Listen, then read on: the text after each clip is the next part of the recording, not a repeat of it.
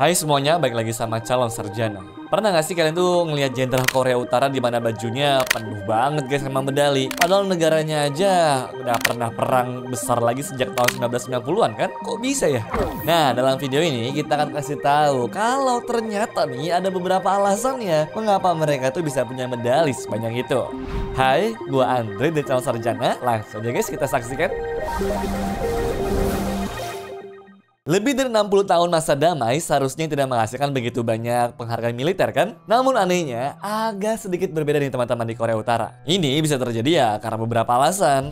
Pertama adalah akar historis sistem penghargaan Korea Utara. Sistem penghargaan di Korea Utara itu sebenarnya banyak terinspirasi dari Uni Soviet ya. Setelah Jepang pergi dari Korea, banyak calon pemimpin Korea Utara termasuk Kim Il Sung aja nih sempat ngungsi tuh ke Uni Soviet. Di sana mereka belajar lah banyak hal tuh, termasuk soal cara memberi penghargaan dan juga medali untuk tentara maupun warga biasa. Waktu Perang Dunia Kedua, Kim Il Sung dan juga banyak petinggi Korea Utara ikut jadi bagian dari tentara Soviet. Mereka pun mengadopsi sistem medali dan juga penghargaan ala Soviet buat negaranya sendiri. Bahkan di akhir tahun 1940-an sampai dengan akhir tahun 1950-an, medali Korea Utara tuh masih dibuat di pabrik uang Soviet di Moskow sana atau Leningrad. Dan bahannya itu terbuat dari perak asli. Tapi setelah itu medalinya mulai diproduksi lagi lah di Korea Utara sendiri dan bahannya pun diganti jadi timah yang lebih murah. Sistem penghargaan ini sudah ada sejak Korea Utara berdiri ya, bahkan kurang dari sebulan setelah negara itu resmi jadi negara. Di Soviet, prestasi di bidang militer ataupun sipil selalu dirayakan dengan medali dan juga penghargaan, sehingga hal ini sangat membekaslah di pikiran di Kim Il Sung. Dia soalnya sadar guys, penghargaan itu bukan cuma sebagai ucapan terima kasih saja, tapi juga bisa menjadi alat penting untuk memotivasi dan juga menjaga kesetiaan rakyatnya. Negara ini suka banget ya teman-teman membagi-bagikan penghargaan, apalagi kalau lagi masa-masa sulit. Ya apa sih tujuannya? Supaya rakyat tetap semangat lah dan lupa sama masalahnya sehari-hari. Kemudian alasan yang kedua adalah aturan 3 generasi. Jadi di sana tentara atau jenderal itu nggak cuma pakai medali hasil jeripaya mereka sendiri ya, tapi juga boleh pakai medali yang dulu pernah didapat ayah dan juga kakek mereka yang sudah meninggal. Tradisi mewariskan medali ini erat hubungannya teman-teman dengan kebiasaan di Korea Utara, di mana banyak sekali hal itu diwariskan sampai 3 generasi. Dan bukan cuma soal medali, tapi juga hal lain dalam kehidupan sehari-hari. Ini menunjukkan betapa pentingnya nilai keluarga dan juga kesetiaan terhadap negara di sana. Dengan pakai medali dari ayah ataupun kakek, para jenderal ini seolah-olah menunjukkan kalau mereka meneruskan perjuangan dan juga jasa keluarga untuk negara. Sehingga gak heran teman-teman kalau seragam mereka bisa penuh banget sama medali. Ya karena bisa aja itu gabungan dari miliknya sendiri, milik ayahnya dan juga milik kakeknya juga. Lalu alasan yang ketiga adalah militerisasi masyarakat dan juga sistem penghargaan yang sangat luas. Di Korea Utara hampir semua hal itu tuh diatur dan juga diawasi oleh militer.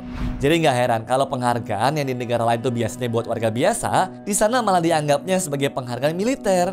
Penghargaan paling tinggi di Korea Utara itu guys adalah Order of Kim Il Sung yang didirikan pada tahun 1972 dan juga Order of Kim Jong Il yang didirikan pada tahun 2012. Sebelum itu, gelar tertingginya adalah Hero of the Republic sejak 1950 dan Hero of Labor sejak 1951. Nah, uniknya para jenderal di sana tuh bisa dapat medali ya bukan cuma karena prestasi militernya, tapi juga untuk hal-hal seperti perikanan, pertanian, pertambangan, pembangunan bendungan, bahkan untuk mengajarkan ajaran Kim Il Sung di sekolah juga. Semua penghargaan ini bisa dikumpulkan tuh seumur hidupnya, mulai dari awal mereka bertugas. Setelah Perang Korea, Korea Utara ingin membangun identitas dan juga kemandirian sendiri, di mana termasuk bikin sistem penghargaan yang punya ciri khas juga.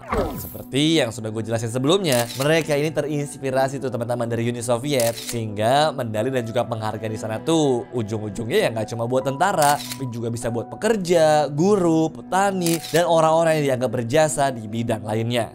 Sistem penghargaan ini juga sengaja dibuat untuk mendorong orang berlomba-lomba berprestasi, baik di bidang militer, kerja, pendidikan, atau juga budaya. Dengan banyaknya penghargaan, pemerintah juga bisa teman-teman membuat rakyatnya itu merasa lebih dihargai. Ya, walaupun kenyataannya hidup di sana tuh ya sangat berat kan? Jadi, medali dan juga penghargaan ini bisa menjadi cara pemerintah untuk ngalihin perhatian rakyat dari masalah sehari-hari dan menjaga semangat mereka tetap tinggi. Kemudian, alasan yang keempat adalah medali sebagai alat propaganda dan kontrol sosial. Di Korea Utara, medali itu nggak cuma untuk penghargaan atau tanda prestasi saja ya, tapi juga jadi alat penting teman-teman buat propaganda dan mengontrol masyarakatnya. Iya, pemerintah di sana tuh secara sengaja membagikan medali-medali ini dalam jumlah yang banyak. Supaya apa coba? Supaya rakyatnya tuh guys makin setia dan juga percaya sama pemimpin mereka. Soalnya, medali-medali ini tuh langsung dikasih oleh keluarga Kim. Sehingga, orang yang dapat medali ini ya jelas merasa sangat dihargai lah. Dan makin loyal lah tuh sama pemerintahnya Kim. Ini juga guys yang bikin warganya percaya kalau semua penghargaan itu datangnya dari pemimpin dan juga makin memperkuat posisi keluarga Kim di puncak kekuasaan. Sedangkan buat orang-orang biasa, melihat pejabat atau tentara penuh medali di baju mereka juga bisa menjadi semacam pengingat kalau negaranya itu sangatlah kuat dan pemimpinnya pun baik hati. Medali-medali itu juga menjadi simbol bahwa Korea Utara adalah negara yang kompak dan juga penuh prestasi, walaupun kenyataannya hidup di sana tuh tidak mudah. Banyaknya medali dan juga penghargaan menjadi cara pemerintah teman-teman untuk menjaga ketertiban dan juga semangat rakyatnya.